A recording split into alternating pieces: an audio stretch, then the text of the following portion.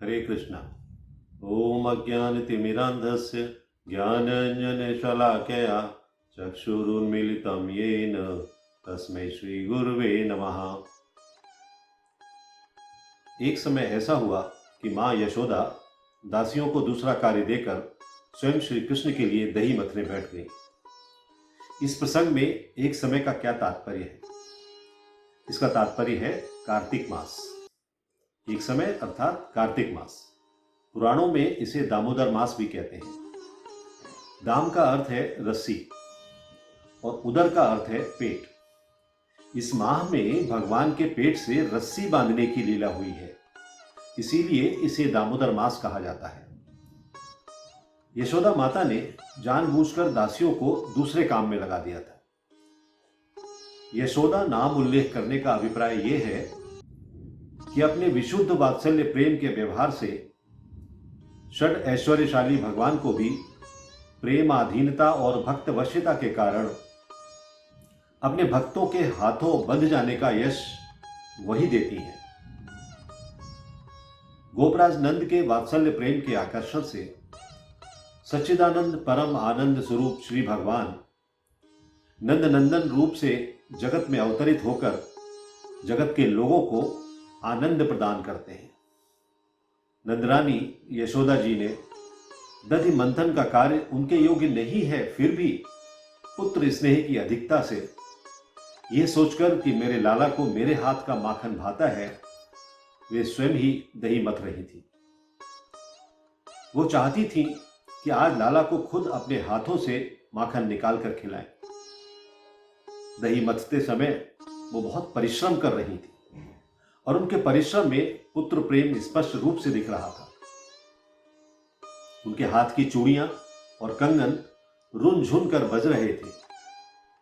उनके मुखमंडल पर पसीने की बूंदें थीं और बालों में लगी हुई पुष्पमाला इधर उधर बिखर गई थी। भगवान कृष्ण, जो अभी तक अंदर सो रहे थे, अचानक से उठकर वहां आ गए और अपने मैया से कहा कि उन्हें भूख लगी है, वो दही मथना बंद कर दे और कान्हा को दूध पिला दे। यशोदा ने अपने पुत्र को बड़े लाड से गोदी में लिया और उन्हें दूध पिलाने लगी। वो बार बार वात्सल्य में डूबकर कृष्ण के मुख की सुंदरता निहार रही थी और मन ही मन प्रसन्न हो रही थी। अचानक ही उन्हें याद आया कि चूल्हे पर रखा हुआ दूध उबल रहा है और आग में जल रहा है। दूध को गिरने से बचाने के लिए यशोदा तुरंत ही कृष्ण को अपनी गोद से उतारकर भागकर चूल्हे के पास गई। मां यशोदा का लाला को छोड़कर जाना इसलिए विशेष था क्योंकि जो दूध जल रहा था वो पद्मगंधा नामक गाय का दूध था, जो कृष्ण के लिए बहुत प्रिय थी।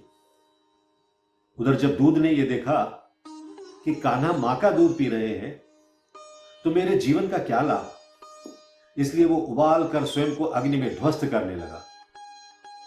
यशोदा माता दूध के पास पहुंची।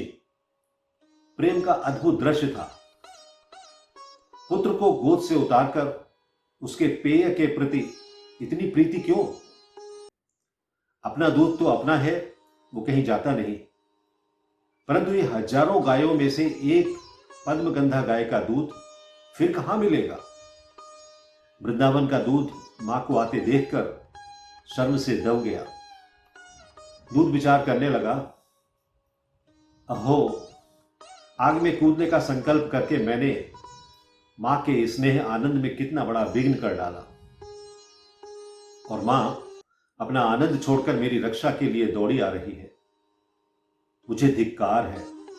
दूध का उफनना बंद हो गया और वो तत्काल अपने स्थान पर शांत होकर बैठ गया। मां द्वारा इस प्रकार छोड़े जाने के कारण कृष्ण को बहुत क्रोध आया। उनके नेत्र लाल हो गए, उनके होंठ फड़कने लगे।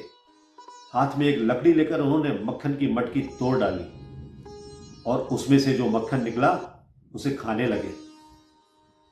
श्री कृष्ण बासी मक्खन गटकने लगे, मानो मां को बता रहे हो कि देखो मैं कितना भूखा हूं और तुम मुझे छोड़कर चली गई हो।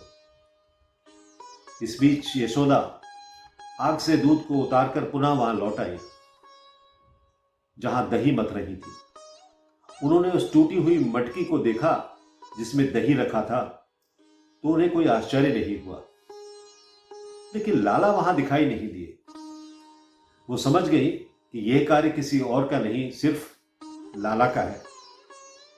मन ही मन हंसने लगी और सोचने लगी कि यह बालक कितना चतुर है, मटकी तोड़कर यहां से चला गया। मैया मुझे दंड ना दे इसीलिए। चारों ओर ढूंढने के बाद जब कान्हा वहां नहीं मिले तो वो दूसरे कमरे में गई, जहां उन्होंने देखा कि कान्हा लकड़ी की एक उल्टी रखी हुई ऊखल पर चढ़े हुए हैं और छत से टंगे हुए झूले पर लटके हुए एक छीके से मक्खन निकाल निकाल कर बंदरों को खिला रहे हैं। उन्होंने देखा कि कृष्ण अपने नटखट स्वभाव के कारण डर कर इधर उधर देख भी रहे हैं कि कहीं मैया तो ना आ जाएगी। मैया ने देखा कि कृष्ण तो चोरी में व्यस्त है, तो वो चुपचाप पीछे से आई। लेकिन कृष्ण की आंखों से कोई बच सकता है क्या? कृष्ण को आभास हो गया कि मैया छड़ी लेकर आ रही, इसलिए तुरंत उखल से उतरकर बाहर दरवाजे की ओर भागने लगे। कृष्ण का यह सोचना था कि मैया बाहर आकर उन्हें दंडित नहीं करेगी। मैया यशोदा उन श्री भगवान को पकड़ने के लिए घर के चारों कोनों में पीछा करती रही, जिन तक पहुंचने के लिए बड़े बड़े योगी ध्यान लगाने के बाद भी नहीं पहुंच पाते। दूसरे शब्दों में, मुनियों और योगियों द्वारा पकड़ में ना आने वाले भगवान श्री कृष्ण यशोदा माता जैसी महान भक्तों के साथ एक शिशु की भांति खिलवाड़ कर रहे थे। माता यशोदा भारी शरीर होने के कारण कान्हा को तेजी से दौड़कर पकड़ नहीं पा रही थी, फिर भी वो यथासंभव प्रयास कर रही थी। उनके बाल खुल गए थे, बालों में लगी बेड़ी जमीन पर गिर गई थी। वो बहुत थक गई थी और अंत में उन्होंने नटखट बालक को पकड़ ही लिया।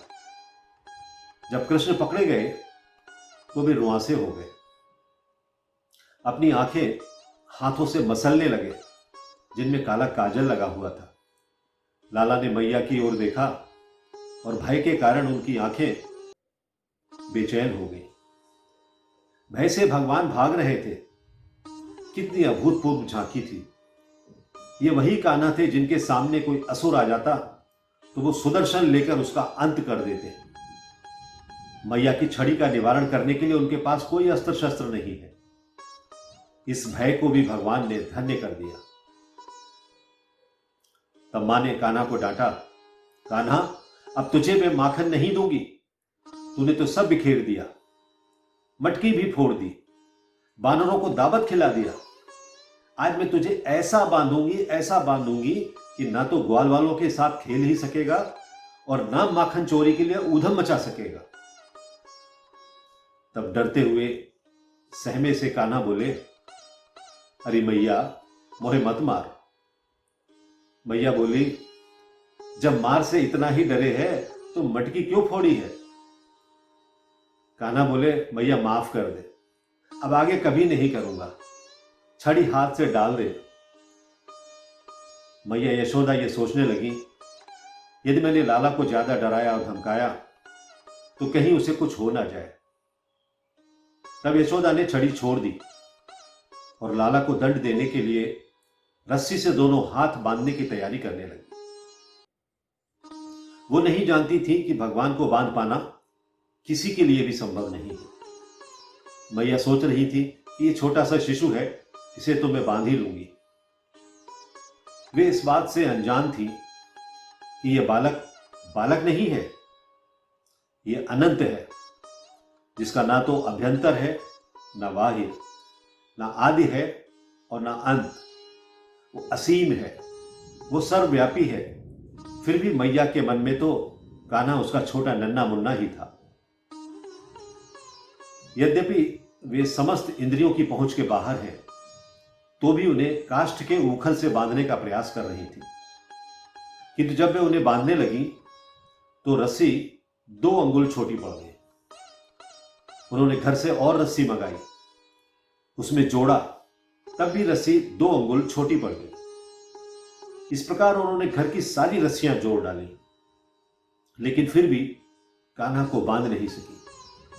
अड़ोस पड़ोस के गांव वालों ने भी रस्सियां लाकर दे दी, लेकिन मैया कान्हा को बांध नहीं सकी।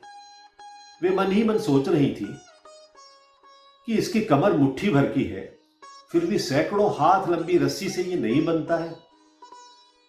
कमर तिल मात्र भी मोटी नहीं होती, रस्सी 1 अंगुल भी छोटी नहीं होती, फिर भी ये बंधता क्यों नहीं?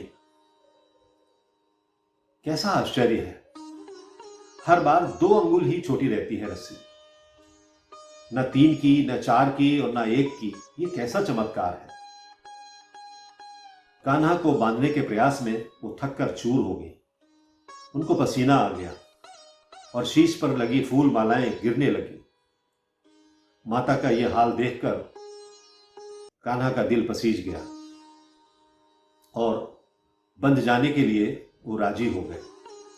वो सोच रहे थे कि जब मां के हृदय से द्वैत भावना दूर नहीं हो रही है, तब मैं व्यर्थ अपनी असंगता क्यों प्रकट करूं? जो मुझे बद्ध समझता है, उसके लिए बद्ध होना ही उचित है। इसीलिए वे बंध गए। यही है भगवान की भक्त वत्सलता।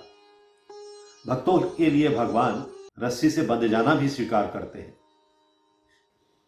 निस्संदेह श्री भगवान को अपने बस में कोई नहीं कर सकता है, लेकिन जब शुद्ध भक्त भगवान के चरण कमलों पर स्वयं को अर्पित कर देता है, ये सोचकर कि चाहे वे उसकी रक्षा करें या उसे मिटा दें, तो भगवान भी अपने भक्त की रक्षा करने में दिव्य प्रसन्नता का अनुभव करते हैं। इसका प्रत्यक्ष उदाहरण कृष्ण द्वारा माता यशोदा के प्रति समर्पण है। कृष्ण अपने भक्तों के लिए सभी प्रकार की मुक्ति के दाता हैं। उन्होंने यशोदा जी को जो वरदान दिया था, उसका अनुभव ब्रह्मा जी, शिव जी, लक्ष्मी देवी तक को कभी नहीं हो पाया। श्री भगवान जो नंद महाराज और यशोदा के पुत्र हैं, योगियों के लिए पूर्ण रूप से प्रकट नहीं है, लेकिन भक्तों के लिए है। अपने पुत्र को बांधने के बाद यशोदा मैया घर के अन्य कार्यों में लग गई। उस समय उखल में बंधे हुए कृष्ण ने अपने समक्ष वृक्षों की एक जोड़ी को देखा, जो नंद महाराज के घर के बाहर खड़ी हुई थी। ये अर्जुन के वृक्ष थे। भगवान अपने मन में विचार करने लगे कि पहले मेरी माता ने मुझे पीने को पर्याप्त दूध नहीं दिया, इसलिए मैंने दही की मटकी फोड़ी और सारा मक्खन बंदरों को बांट दिया। अब उन्होंने मुझे काष्ठ के ऊखल से बांध दिया है, अतः मुझे पहले से अधिक बड़ा उपद्रव करना चाहिए। इसलिए उन्होंने अत्यंत ऊंचे अर्जुन वृक्षों की जोड़ी को धराशायी करने का विचार किया। अर्जुन वृक्षों की इस जोड़ी के पीछे एक इतिहास है। अपने पूर्व जन्म में ये वृक्ष कुबेर के पुत्र के रूप में मानव शरीर धारण करके उत्पन्न हुए थे और उनके नाम नल कुबेर तथा मणिग्रीव थे। सौभाग्यवश उन पर भगवान की दृष्टि पड़ी। उन्हें उनके पूर्व जन्म में नारद ऋषि ने श्राप दिया था, क्योंकि ये मद में चूर होकर अपना कर्तव्य भूल गए थे। लेकिन साथ ही नारद ने यह वर भी दिया था कि भगवान के दर्शन प्राप्त करने से उनका उद्धार हो सकेगा। नलकुबेर तथा मणिग्रीव की कथा विस्तार से जानने के लिए हमारा अगला वीडियो अवश्य देखें, जो भगवान की दामोदर लीला को और आगे बढ़ाता है। श्री दामोदर भगवान की जय। हरे Krishna. If you like this video, press the like button and share it with your family and friends. If you want to watch more such videos, please subscribe to our channel, and for getting updates, press the bell icon.